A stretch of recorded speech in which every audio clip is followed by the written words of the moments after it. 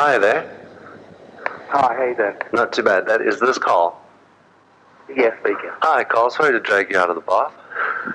No, that's okay. How are you? Good, just very busy. Doing a lot of things in respect to radio broadcasting and working on my album right now. So a lot of sleepless nights and stress. Yes, well, that's all part of it, isn't it?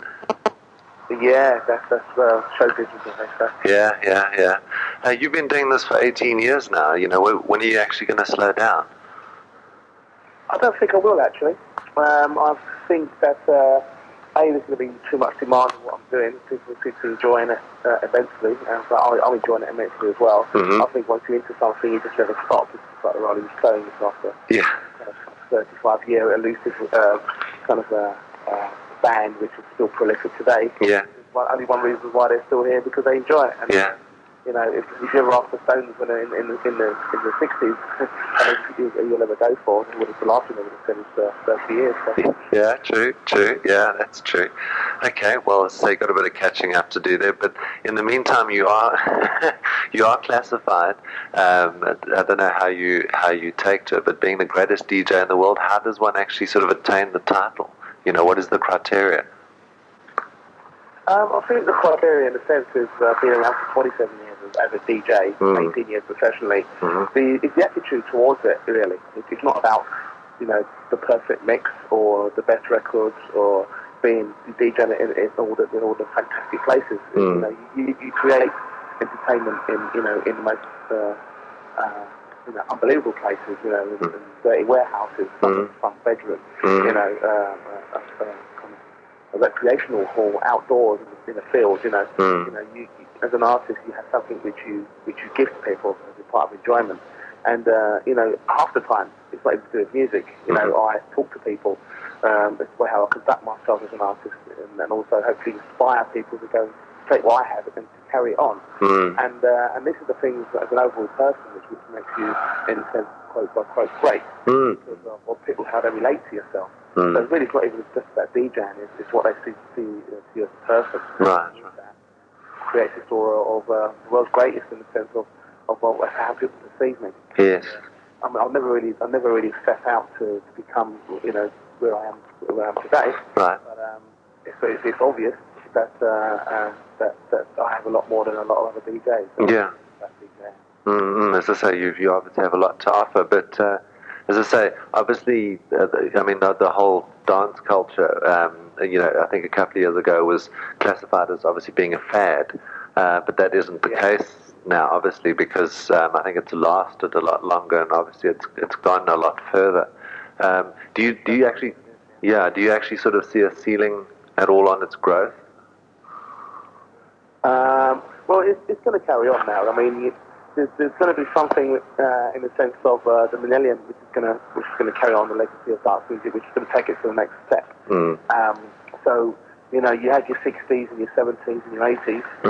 The 90s have been the year of DJs. Yeah. And all that's going to happen here is that things are just going to develop with the new school of people that are growing into the music today. I mean, the people now who are growing into music today won't even know about Rolling Stones. Yeah. You know, these people because of the generation. Yes. Now you're going to have a new generation which obviously dancing become much more prolific. Yeah. So with that, it just carries on to different avenues. You know, I mean, it's going to be even further reaching than myself because, I mean, within the next 5 years, I will probably slow my DJing down to a serious minimum. But then myself will be developing into making more and more music, which will carry on the situation that I have as an artist. Yes, because this is what you're going to find in the future.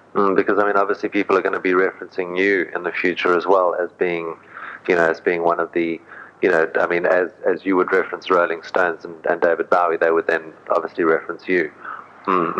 Is that so? This is how it goes. I mean, you know, I can go back as far as Martin Rocchiano and Muhammad Ali. It's kind of like they are classed as the greatest of their time. Yeah. But then they had it over Sugar Ray Leonard, up to Cookie Banks, up to Peter Bean today. So it's you know, this is how you how I like to view it, because of course we're all artists in our own right, but within our own time. So all I like to say is that I feel the legacy of what I achieved for myself as an individual person. Sure, sure. Is that sort of the aim with Ultimate Music Management, that you can basically be responsible for, actually moving with, with the growth of the whole culture? Yeah, the idea really of that was in my early days, I couldn't find a company that could represent what I was actually about as a DJ show artist, to develop what I had, rather than me just be signed into agencies, and because of my popularity at the time, got booked on that basis. It would have been unfair just to be like Carl Cox was of that time, because the rave era was something which was, of course, gave me a very serious high profile, but then you have to carry on from there. Sure. With the management company, it allowed me to be represented in such a way of understanding what was the actual needed, but also get up to respect and then also to look at what we're doing is very serious. It's quite much, the thing is happening now. Get the money. Get the money now before it all finishes. Yes. Freedom's never really finished. Yeah. It's something which can be developed. So that sort of attitude goes on to all the other DJs and artists that I have on my books, because that's the way how I've been handled through my career. Right. And I have to set that myself. Is that also the thinking with Worldwide Ultimatum? Is that you can also then control the music aspect of it as well? Well, again, I couldn't find a company that could represent my music or how I felt about when I was making music. I always thought that record companies put music out by artists, for what they did, not because of now speed garages and now we make loads of speed garage records and then put the records out. If the record's crap, it's crap. But I think the artists are the ones that get a really tough deal, because it's kind of like, especially with dance music, you're only supposed to be a one-hit wonder. And well, that's the thing. But, I know for a fact that I can make an album worth of music, and I've already proved that. And now I'm getting on to work on the second album. So that's my carry on. And also that's something that I know that I have to give or have to offer. So that the label stands for what it is as well, by getting behind it. Right. And is the UK as excited as they were, I'd say, obviously at the beginnings? I mean, obviously, from Acid House onwards. But is that excitement still sort of evident, in the music industry at the moment, as far as what you're doing? It's a hard one to really judge, but where I'm standing, I mean, just this weekend alone, on Thursday night, it was myself and Josh Green playing Ultimate Bass. Yeah. And we did that first live internet broadcast. Wonderful. And it was an amazing a technical achievement based on what that stands for. Yeah. Broadcast to people, obviously, it was such the rest of the world to listen. And so therefore, you got this pinpoint of this tiny club, 250 people, to the world. And we had about 200 or 300 hits within 5 hours. Gee, it was amazing. Yeah. Really good. I mean, we only broadcast, we only advertised it 2 days before we went on there. Gee, so that was pretty amazing. Yeah. Friday night, I played a club called Bar Rumba, right, which is a guy called Adam Freeland and Rennie P, it's basically pure future breakbeats. Music, nothing. Jeez. But I enjoy that music too, and that was just unbelievable. The people down the road. And Saturday night, I played on Radio 1, today rambling. Right. And your breakbeat paid 2 million people. So Jeez. that was my weekend. And it wasn't just me, So therefore, people are being subjected to this music, of course, but secondly, the doors are open to justify yourself by going out and having a good time. And, sure. People are still excited by the development of it. Yes. Because it's a rave that we'll all go. People have found what they like playing and what they like being involved in. Yes. For that reason. Yeah, I think they have become more selective, but I think also, especially in this country as well, the market has grown, I think, just based on the fact that it's become as big as it has, and people who wouldn't traditionally sort of go out to a rave or even, partake in sort of dance music are now, getting into it just by virtue of the fact that it's, that you can't ignore it. Yeah, but this is what's happened here, because it's not like how punk was, where it was only a selected few that felt anarchistic to a sense of like, I don't care about society or what the regime says, I'm going to have a Mohican. But it was okay oftentimes of the time. But it only sprung a few bands and major companies got involved, of course, but not everybody felt like that. Which is obvious, but at least it's not it was something for everybody. Yes. To enjoy if they really wanted to enjoy it. And what I found, because a lot of people used to go to heavy metal concerts. So I've now turned into these big dance parties. Yeah. And that's a major switch. I mean, you get people that are into dance parties that are now probably into Oasis. But, yes. Yeah. At least it's switching around to a point of it. You can still appreciate it rather than, well, that's crap and this is good. Or, some people in heavy metal will still saying what they're about and those people. Who cares? They're at the time. And it's just one development or one thing a lot of people didn't really realise that it was an open door for a lot of people to enjoy. Sure, but I mean, I think you also find with a lot of key artists, the likes of Oasis and sort of your current top 20 bunch. If you look at any of their B-sides or their remixes, it's got a dance flavour attached to it now because of what has happened. Yeah, it's kind of. I think it's an association in the sense of space. Yes. It doesn't spring up as many bands as it should do in the sense of the rock era. But at least there's bands that are now that big example. Yes. Of that. It's a brilliant pop track, but it's on the grassroots of the regime. Again, the technology has allowed us for that record to be made in such a way that it doesn't really matter who made it on board to perform it. There it is. It's music, and this is where it falls down to at the end of the day. And that's where I think the credibility aspect to the whole dance scene is also, come, because I mean initially there wasn't that respect because of the fact that everyone said yes, it's flavour of the month or whatever. But now there seems to be, as I say, major label respect and obviously just general industry respect to the likes of yourself and to what you're doing. Yeah. Yeah, I mean it's difficult at the moment because people latch on to things. I mean you have the happy house thing latched on to, jungle latched on to, they do speed garage. And other things before, but what retains this whole thing really is the underground independent labels, and also the smaller DJs, smaller underground DJs that still diversify with their music and stand by what they believe. For myself, I stand by exactly where the underground is, but with obviously overground appeal of what I've created. Sure. So therefore, I'm very fortunate to play something which ain't even made yet, and then cause such an awareness on it that it becomes a record based on how good it is. Absolutely. I think it's good. The record is good. And sometimes major labels wouldn't look to it until maybe 2 years' time. Yes. Yeah. Which makes the labels look, major labels look silly based on the non-belief of the record at the beginning. It's quite a whole thing. Major labels will never get into it unless they have this racing culture around it. Then they say, now we can market this rave record to these ravers. Before they had this record, and no ravers because it wasn't developed at that time. Yeah. But, the appointment would always be one ahead of the majors instead of otherwise. Absolutely, yeah. I mean, that's what must be interesting for for someone like yourself who's been in it for as long as you have, and seeing these differences of opinions over a period of time, and seeing it come to fruition. Oh yeah, it's interesting. I mean, it has to be interesting. I think you're always going to be looking for a goal at the end of the day.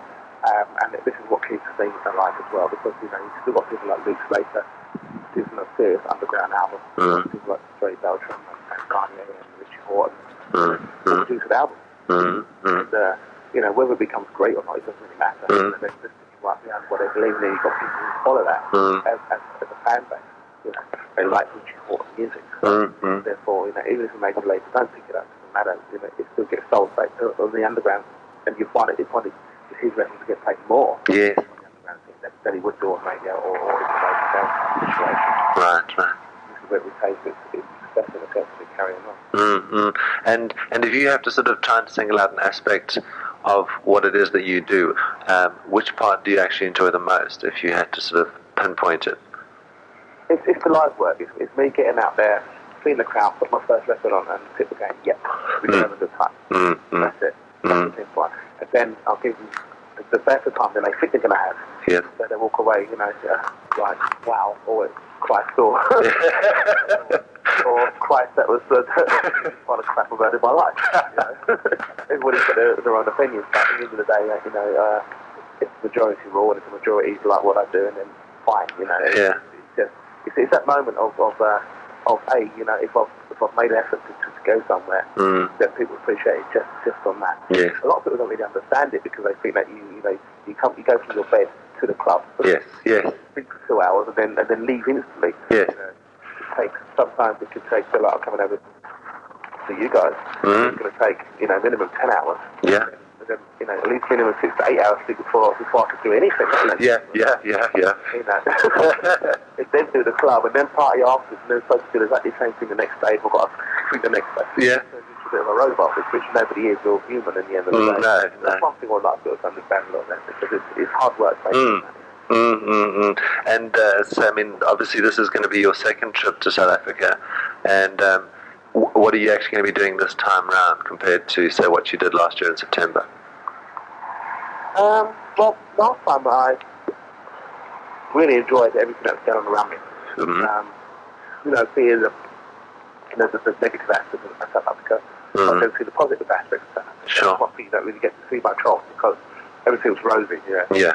Picked up on the airport by a nice Mercedes, taken to a nice, you know, hotel, yeah. nice restaurant, you know, and you get taken to the club, and big sound system, you know, decoration, everybody's happy, then you go back and you leave. Yeah. At least in South Africa, as you drive around, you can see you know, of what's been going on, the regime, of what's been happening. Yeah. To understand that the people are using this as an outlet for themselves to enjoy it. Absolutely. And with that, it's for me to complement that and to see the positive side of what can happen and what can be developed. So it was a bit more than just going to a country that plays, you know, to a lot of people who want to hear. Yeah. Or not even that, just wanted to see someone perform or you know, or play to what they believe to be right, so that give them the best time by.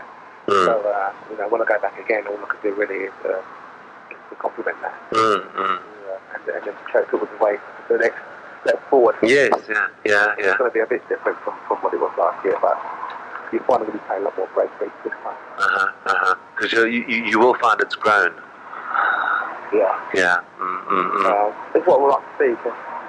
Things you have to develop. Sometimes, you know, if it's too big, it can kill itself. You know? Yes. In the sense of that, you know, it's marketing situation. And, hopefully, hopefully we're going to fix that. Yeah, because you toured with Fact 2.